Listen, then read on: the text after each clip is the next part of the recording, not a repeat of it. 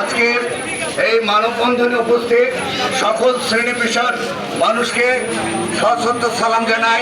আমি হাসান মেহেদি বিদ্যুৎ যুগ্ম আহ্বায়ক, তিস্তামুখ ঘাট, বাহাদুরাবাদ ঘাট দ্বিতীয় যমুনা সেতু বাস্তবায়ন কমিটি এবং সভাপতি সাগাটা ফুলচর উন্নয়ন সংগঠন।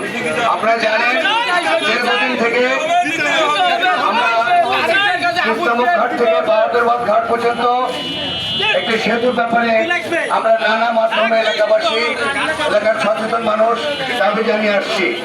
আজকে আমরা একটা খুব ভালো পর্যায়ে আছি, কারণ সমগ্র বাংলাদেশে ফেসবুকের মাধ্যমে, বিভিন্ন প্রচার মাধ্যমে এবং মানুষের মাঝে যে সচেতনতা এসেছে, এর কারণে আমরা মনে করি বাংলাদেশ সরকার সুন্দরভাবে তাদের দৃষ্টিগোচরে এসেছে এবং সরকারও চাপে আছে যে এই ফুলচরের তিস্তামুখ ঘাট, বাহাদুরাবাদ ঘাট সেতু নির্মাণ আজ সময়ের দাবি।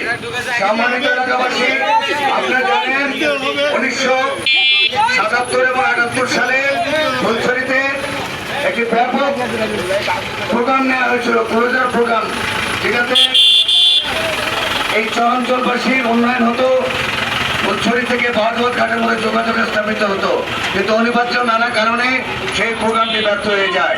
এরপরে আপনারা জানেন আজকের প্রধানমন্ত্রী জনাব তারেক রহমানের পিতা সাবেক রাষ্ট্রপতি জিয়াউর রহমান সাহেব 1977 সালে যখন সামরিক আইন প্রশাসক ছিলেন, তখন ফুলছড়িতে এক রাত একদিন যাপন করেছিলেন একটি জাহাজে করে। উদ্দেশ্য ছিল ব্রহ্মপুত্র ব্যারেজ নির্মাণ। সেই আমলে তিনি কত সুদূর প্রসারে চিন্তা করেছিলেন। যদি সেদিন সেই ব্যারেজটি নির্মিত হতো তাহলে তখনই 4 লক্ষ কিলোওয়াট বিদ্যুৎ উৎপাদিত হতো। এই ব্যারেজের উপর দিয়ে রেলপথ, সড়কপথ সবে যেত, যার বাংলাদেশের দ্বিতীয় পঞ্চবার্ষিক পরিকল্পনায় সেটি অন্তর্ভুক্ত ছিল, কিন্তু জাতীয় আন্তর্জাতিক নানা রাজনীতির কারণে সেটি সফল হয়নি। এরপরে 78 সালে এই শহীদ রাষ্ট্রপতি জিয়াউর রহমান তিনি আবারও একটি প্রোগ্রাম নিয়েছিলেন, সেটি হচ্ছে ক্লোজার কার্যক্রম। সেটিও অনিবার্য নানা কারণে সফলতার মুখ দেখেনি।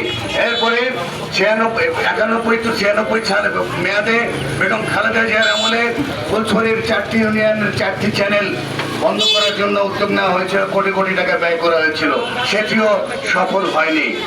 আমি মাননীয় প্রধানমন্ত্রীর দৃষ্টি আকর্ষণ করব, আপনার পিতা বীর মুক্তিযোদ্ধা জিয়াউর রহমান সাহেব, উনি 1 নম্বর সেক্টরের কমান্ডার ছিলেন। পরবর্তীতে তিনি প্রার্থী দায়িত্ব হিসেবে এখানে 11 নম্বর সেক্টরের দায়িত্ব পালন করেছিলেন। যে 11 নম্বর সেক্টরভুক্ত ছিল আমাদের সাগাটা ফুলছড়ি।